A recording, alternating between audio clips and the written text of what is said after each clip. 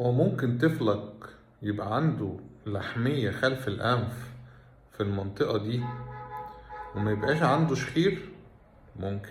اللي يمنع لو اللحمية ما قفلتش المجرى بنسبة كاملة أو بنسبة كبيرة، الهواء هيعدي وبالتالي مش هيحصل الشخير.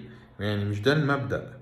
ما تقولش ابني مش بيشخر فما عندوش لحمية، لا، في أعراض تانية، في انسداد، في مشاكل ممكن تحصل في الودان. يعني لو طفلك بيجيله كل شوية ارتشاح ورا الطبلة، لازم تفكر في انك تعمل أشعة تتأكد فيه هنا لحمية ولا لأ.